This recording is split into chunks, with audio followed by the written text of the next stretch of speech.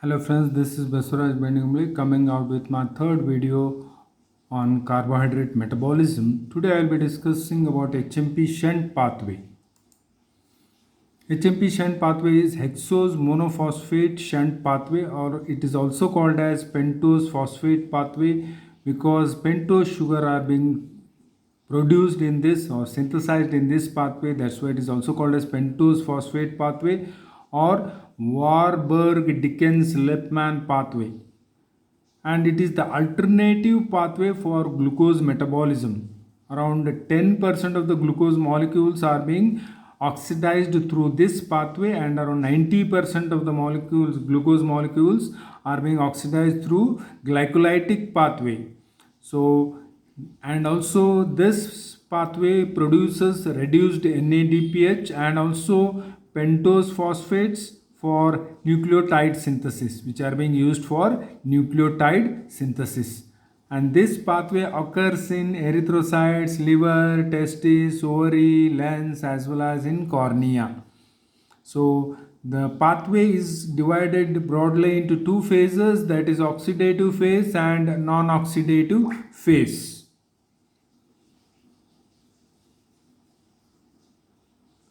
And oxidative pathway or oxidative phase produces pentose sugar for nucleic acid synthesis, and non-oxidative pathway produces intermediates of glycolysis. And in this pathway there is no net energy production.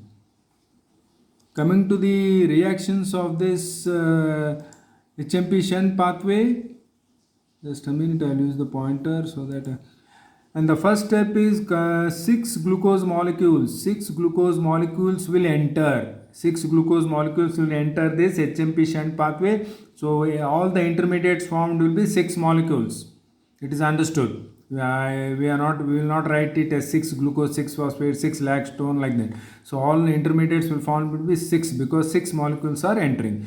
Glucose in presence of hexokinase is converted to glucose 6-phosphate. This step is similar to glycolysis first step, where sixth hydrogen from sixth carbon atom of glucose is being replaced with phosphate, that is ATP will transfer that phosphate to glucose at the sixth carbon atom to form glucose 6-phosphate in presence of hexokinase. So 6 molecules of glucose 6-phosphate will be produced. This glucose 6-phosphate further, this is the oxidative phase of HMP shunt pathway. So glucose 6-phosphate in presence of enzyme dehydrogenase with the help of coenzyme NADP plus is converted to lactone. In this, two hydrogen from the first carbon atom. You can see there 2 hydrogen from the first carbon atom. 2 hydrogen from the first carbon atom. 2 hydrogens from the first carbon atom, that is here I am writing there. You can see that I am coloring it. So these are being removed, so it will form a ketone here. In the first carbon atom it will form a ketone. 2 hydrogen are taken up by this NADP to form NADPHH plus. So that is the second step in case of HMP shunt pathway. Further, this lactone in presence of enzyme hydrolase is converted to 6-phosphogluconic acid. Here water molecule is added. From this water molecule, OH is added to this first carbon atom and H is added to this fifth carbon atom. So this ring opens. When hydrogen is added to fifth carbon atom, this ring opens. So this is that HCOH. So ring is opening, and to the first carbon atom it was ketone, now it is carboxylic group. So that's how the changes will take place in conversion of lactate to 6-phosphogluconic acid. This 6-phosphogluconic acid again in presence of dehydrogenase is converted to 3-keto 6-phosphogluconic acid. This again in this case hydrogen from third carbon atom. You can see the third carbon atom, 2 hydrogen are being removed, taken up by this NADP plus to form NADPHH plus. So when 2 hydrogen are removed from third carbon atom, a ketone group is formed, that is CO is formed. So 6-phosphogluconic acid in presence of dehydrogenase with the help of coenzyme NADP plus is converted to 3-keto-6-phosphogluconic acid. Further, this 3-keto-6-phosphogluconic acid in presence of enzyme D-carboxylase is converted to D-ribulose 5-phosphate. In this case, CO2 from this carboxyl group is removed. CO2 is removed. So for one molecule, one CO2, 6 molecules are there, 6 CO2 will be, it is understood. So 6 CO2 will be liberated. So when this CO2 is removed, this hydrogen will shift to this second carbon atom, so it will become CH2OH. That is the change taking place in conversion of 3-keto to 6-phosphogluconic acid to D-ribulose 5-phosphate. So this is the oxidative pathway of HMP shunt.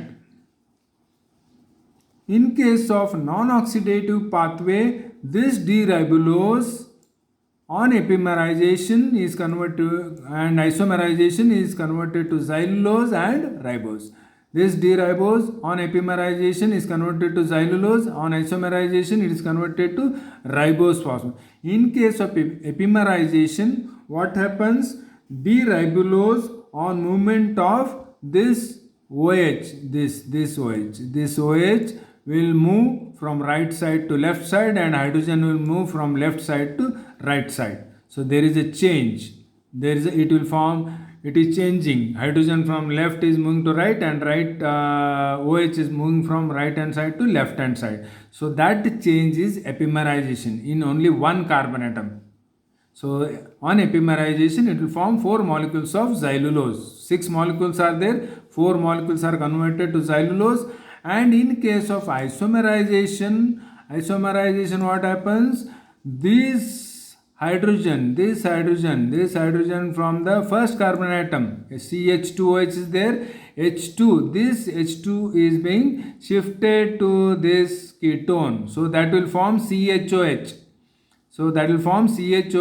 And in the first carbon atom aldehyde group will be formed. So that molecule will be ribose. Okay, need not write the structures, just I wanted to explain you how the things will happen in case of epimerization and isomerization. In isomerization, 2 hydrogen from first carbon atom shifted to second carbon atom, so double bond breaks, so it will form CHOH, and in the first carbon atom 2 hydrogen are removed, so it will form aldehyde group CHO, that is ribose molecule. Further steps, only transfer of carbon atom will take place. You can see there just 4 molecules of xylulose are there. For convenience I am writing 2 separately here, 2 and 2 are here. So this xylulose 2 molecules from this 2 carbon atoms are transferred to this ribose. 2 carbon atoms from xylulose are transferred to ribose to form a 7 carbon atom moiety, that is pseudoheptulose 7-phosphate. When 2 carbon atoms are removed from xylulose, it will form a 3 carbon atom moiety, that is glyceraldehyde 3-phosphate. Right? This pseudoheptulose, which is the 7 carbon atom moiety, will transfer, just a minute, I will use the pointer. Okay, now 1 carbon from pseudoheptulose is being transferred to glyceraldehyde 3-phosphate, so it will form a 4 carbon atom moiety, that is erythrose 4-phosphate. When 1 carbon atom is removed from the pseudoheptulose, enzymes involved here is trans-aldolase, earlier trans-ketolase. So 1 carbon atom is shifted to glyceraldehyde, so it will form erythrose, and on removal of 1 carbon atom, it is converted to 6 carbon atom moiety, that is fructose 6-phosphate. So 2 molecules of fructose 6-phosphate are generated in this step. Further, this erythrose 4-phosphate, another 2 molecules of xylulose are here. So from these 2 carbon atoms are being transferred to this erythrose 4-phosphate, so it will form another 2 molecules of 6 carbon atom moiety, that is fructose 6-phosphate. When two carbon atoms are removed from xylulose, it will form two molecules of glyceraldehyde 3-phosphate. These two molecules of glyceraldehyde 3-phosphates will combine to form a 6 carbon atom moiety, 1 6 carbon atom moiety, because they are three carbon atom moieties, both will combine to form 1 6 carbon atom moiety, that is one more fructose 6 phosphate is formed. So totally fructose 6 phosphate formed are two molecules of fructose are being formed here, and two molecules here, and one molecule here. So totally 6 fructose molecules, 5 fructose 6 phosphate molecules are being regenerated in this HMP shunt pathway. This fructose 6 phosphate is converted to glucose 6 phosphate. Fructose 6 phosphate is converted to glucose 6 phosphate on isomerization. That is, isomerization is converted to glucose 6 phosphate. So in this conversion of HMP shunt pathway, one molecule of glucose is oxidized in the form of 6CO2, and 12 NADP will be regenerated or generated or synthesized. 12 NADP HH plus will be generated. So this is the non-oxidative pathway. So this glucose 6 phosphate is regenerated. 5 glucose 6 phosphate molecules are regenerated. Glucose molecules, how many are entering? 6, but 5 glucose 6 molecules are regenerated. So when the cycle continues, one more glucose will be converted to glucose 6 phosphate. Already 5 molecules are there, so it will be 6 molecules of glucose 6 phosphate. So again this cycle will repeat. Just a minute, I'll erase these things. So that is oxidative and non-oxidative pathway of HMP shunt. Just I am briefing you. So in case of first, glucose is converted to glucose 6 phosphate in presence of hexokinase. This on glucose 6 phosphate on dehydrogenation, from the first carbon atom, 2 hydrogen are removed to form lactone. That is, it will form first carbon atom will be converted to ketone. This lactone on in presence of hydrolase enzyme, water molecule is added, OH is added to first carbon atom, and H is added to fifth carbon atom. So ring opens to form 6-phosphogluconic acid. This on dehydrogenation, 2 hydrogen are removed from third carbon atom, so it will form a ketone group. So that 2 hydrogen are taken up by this coenzyme to form NADP HH plus. So that is 3-keto 6-phosphogluconic acid. This on decarboxylation, CO2 is removed from the first carbon atom. So then CO2 is removed from first carbon atom. That hydrogen from this carboxyl group is shifting to second carbon atom to form CH2OH. That is right. So it will form a 5 carbon atom moiety. This 5 carbon atom moiety, D-ribulose 5-phosphate, on epimerization is converted to xylulose, and on isomerization is converted to ribose. These xylulose and ribose, 4 molecules xylulose and 2 molecules of ribose. So I am splitting this xylulose into 2 molecules here and 2 molecules here for convenience to make you understand the cycle. So in the non-oxidative pathway, only transfer of carbon atom takes place. The enzymes involved here are transketolase and transaldolase. So xylulose will transfer 2 carbon atom to ribose to form 7 carbon atom moiety, that is pseudoheptulose. When 2 carbon are transferred from xylulose, that is remaining carbon atom will be 3. So glyceraldehyde 3-phosphate is formed. This pseudoheptulose will transfer again 1 carbon atom to glyceraldehyde 3-phosphate to form 4 carbon atom moiety. So one carbon is transferred, 6 carbon are remaining, so fructose 6-phosphate is formed here. This erythrose, which is a 4 carbon atom moiety, will take up 2 carbon from xylulose. Another 2 molecules of xylulose are there. From that, 2 carbon are taken to form 2 more molecules of 6 carbon atom moiety, that is fructose 6-phosphate. So when you remove 2 carbon atom from xylulose, 2 molecules of glyceraldehyde 3-phosphate are remaining. These 2 molecules will combine two molecules of 3 carbon atom moiety will combine to form one more molecule of fructose 6 phosphate. So totally 5 fructose 6 phosphate are regenerated. This fructose 6 phosphate on isomerization is converted to glucose 6 phosphate. So 5 molecules of glucose 6 phosphate are regenerated. That is a review or once again of this HMP shunt pathway. Coming to the significance of HMP shunt pathway, NADPH generated in this pathway is used for reductive biosynthesis of fatty acid. In fatty acid synthesis, this NADPH is used. De novo fatty acid synthesis cycle is there. In that this you can check it. You can see that NADPH is being used, as well as in cholesterol biosynthesis also this NADPH is being utilized.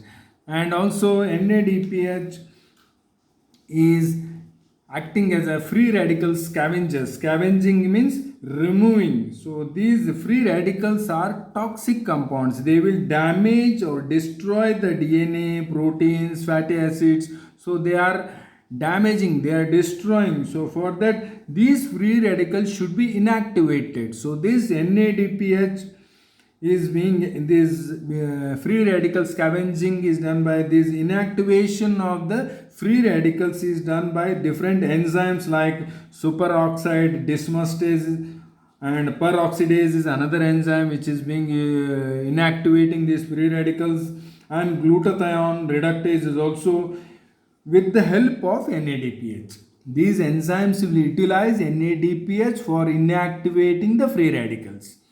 And NADPH